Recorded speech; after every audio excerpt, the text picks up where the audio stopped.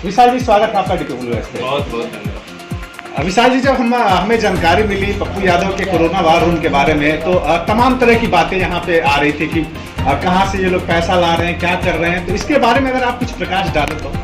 देखिए, ये राजनीति का वक्त नहीं है। ये विश्व में बहुत ही एक ऐसी महामारी आई है जहाँ पर मानवता खतरे में, और जब इंसान ही नहीं रहेगा तो राजनीति किसके लिए होगी, ये धर्म इबादत किसके लिए होगी, पूजा किसके लिए होगी। तो इंसानियत की बचाने की लड़ाई में अगर सबसे बड़ा योगदान जो भी व्यक्ति देगा, ईश्वर उसको अपने हर चीज़ उसको प्रोवाइड कराएगा। बस उसी उम्मीद और उसी जज्बे के साथ हम लोग ईश्वर के दूत बनकर आज जो भी डॉक्टर हैं उन सब के तरफ से जो दूर दराज में जो लोग हैं उसके जो दुखे हैं उसमें शामिल होने की एक कोशिश कर रहे हैं। अब लोगों को ये पता है कि पप्पू यादव के इस नंबर पर फोन करोगे तो पैसा मिलेगा। अब आप कल्पना कीजिए कि कितने फोन आते होंगे। अब जिसको पैसा चला जाता होगा हजारों को बोलेगा हमको पैसा आ गया, तुम फोन करो, तुमको आ जाएगा। तो हर जगह से लोगों का फोन आ रहा है, व्हाट्सएप आ रहा है, और हम लोग जैसे होता है ना कि सरकार पेपर में नंबर दे दी और नंबर ऑफ हो गया,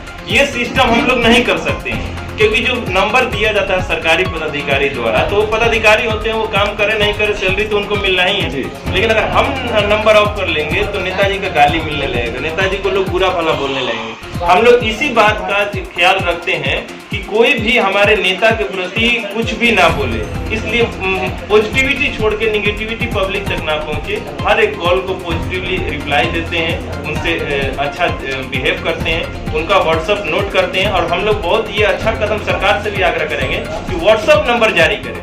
व्हाट्सएप नंबर पर ये होता है कि एक बार व्हाट्सएप कर दिया आदमी और देखता है कि रिप्लाई आ रहा है कि नहीं। कॉल में क्या होता है, जब एक व्यक्ति कॉल करता है तो दूसरे का वेटिंग में आता है, और जो वेटिंग में कट जाता है तो वो तो सोचेगा कि हमारा तो कॉल का रिप्लाई नहीं किया, मतलब आदमी नंबर देके ऑफ कर लिया है, या हमेशा बिजी आता है। ये हमारे साथ भी होता है, एक नंबर बिजी आता है। लेकिन व्हाट्सएप नंबर जारी करने से होता है कि वो आदमी को 12 घंटे भी बाद रिप्लाई देंगे तो उसका हौसला बनेगा कि मेरी तकलीफें कोई सुन रही है, कोई व्यक्ति रिप्लाई दे रहा है। इसलिए हम लोग व्हाट्सएप नंबर जो भी है हम लोगों का पार्टी द्वारा नोट होता है वहाँ कॉपी पर, कॉपी से फिर एक्सेल बनता है।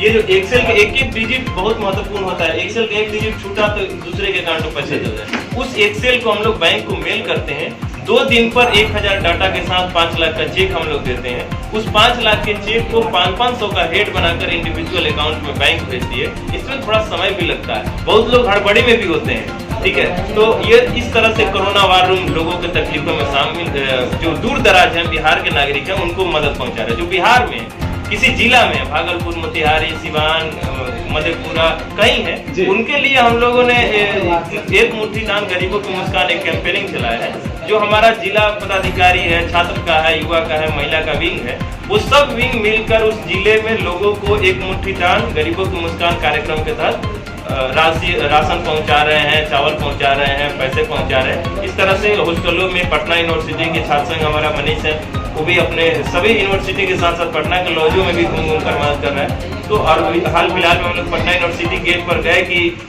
बाहरों को सुनने के लिए धमाके की जरूरत होती है, तो हमारे साथी जेल में भी चले गए।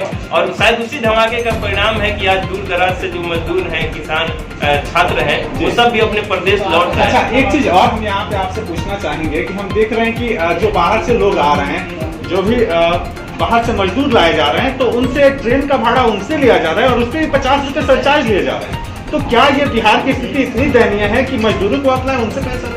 देखिए, बिहार सरकार बहुत ही गरीब है, इस पे राजनीति नहीं करना चाहिए। इतना गरीब है कि ये हेलीकॉप्टर उड़ाती है और हेलीकॉप्टर से फूल भी बरसवाती है। तो ये गरीब है, बस खाली 24,000 करोड़ जल जीवन हरियाली पर खर्च किए, मात्र 24,000 करोड़ रुपए है। ये बहुत गरीब स्थिति को दर्शाता है। लेकिन दूर दराज जो हमारे मजदूर हैं उनसे पैसे वसूलना, वो भी इस स्थिति में जब उनके पास खाने की पैसा नहीं, राशन नहीं, वो खा लाना चाहते हैं, कोई किसी का हाथ पर जोड़ के पैसे ले रहे हैं, आप उनसे पैसे वसूल रहे हैं। मानवता का शर्मसार करने का अगर सबसे बेस्ट उदाहरण है तो माननीय नीतीश कुमार और वर्तमान सरकार, बिहार सरकार दे रही है। और अगर सबसे जो पॉजिटिविटी है वो समाज के जो तमाम शुभचिंतक हैं, अगर वो लोग हाथ छोड़ दे तो कितने लोग भूखे मर जाएंगे, आप कल्पना नहीं कर सकते। जी, तो ये तो है, ये हमारे समाज में है, ये हमारे संस्कार में है कि हमने हमेशा से भूखों की मदद की। जो भूखे हैं उनका समाज मदद करता है, ये बिहार की मतलब ऐसी परवरिश है। तो कहीं ना कहीं आपको लग रहा है कि अभी बिहार सरकार हर स्तर पे फेल है, ना लोगों को समय से पैसा मिल पा रहा है, और तो और लोग कोई जानकारी नहीं है, जो ट्रेनें चलने वाली हैं उसके बारे में लोगों के पास जानकारी नहीं है, कब चलेंगी कैसे चलेंगी, तो इसके बारे में क्या कहना है? नोडल पदाधिकारियों का स्विच ऑफ नंबर जारी किया गया है। वो स्विच ऑफ नंबर जब पब्लिक है और जब रिप्लाई गया कि अरे भैया एको नंबर तो लगो कम से कम, तो सरकार को फ्रंट फुट पर आकर इसका जवाब देना पड़ा कि वो लोगों के लिए नहीं था, वो हमारे लिए था। बताइए, आप तो टीवी में दिखवा दिए, पेपर में छपवा लिए, अपना फेस भी चमकवा लिए। जो दूर दराज खाली पेपर पढ़ते हैं रोज रोज, वो तो कहेंगे ना वाह नीतीश कुमार वाह, ये तो नंबर जारी कर दिया है, जो तकलीफ में है वो तो फोन करेगा, दूर होगा समस्या। लेकिन असलियत तो दूर दराज तक इससे कोई संबंध नहीं रखता है। तो ऐसे बिहार सरकार की ये कोई पहली चीजें नहीं है, इनका सब लोग जान चुका है। अब छीठा लेदर कैसे हुआ इनका, तमाम हम लोग बोलते गए, पॉलिटिकल पार्टी बोलते गए, कोई करवाएंगे। जब मजदूरों का गालियों का आडंबर फूटने लगा, जगह जगह से गाली देते बिहारी नीतीश कुमार का वीडियो वायरल होने लगा, तब तो लगा कि अब इनका नींद चैन समाप्त हो जाएगा, तो अब कम से कम जगो। तो बस का हम लोगों का अभी दिल्ली में बस पड़ा है, कोटा में बस पड़ा है, हम तो आग्रह करेंगे आपके चैनल के माध्यम से। कोटा में जो 30 बसें आपने भेजे, तो वो कहीं ना कहीं एक क्रांति के रूप में काम किया। मैंने देखा कि उसके बाद से सरकार जागरूक हुई, तमाम लोग जागरूक हुए, हालांकि इसमें विपक्ष भी कुछ बोला लेकिन फिर पीछे हट गया। तो ये होता क्या है ना कि पप्पू यादव हर मैटर के अंदर इंसानियत ढूंढते हैं कि इंसान खतरे में नहीं हो, और हमारे विचारधारा भी इसी पर टिका है कि इंसानियत बचाओ, इंसान बचाओ, और सेवा प्राथमिक एजेंडा में आता है। जब हम लोगों ने 30 बसें कोटा में भेजी, उसके बाद दुनिया को भी लगा कि पप्पू यादव तो हीरो बन जाएगा, और वायरल होने लगा और हीरो की तरह चीजें चलने लगी।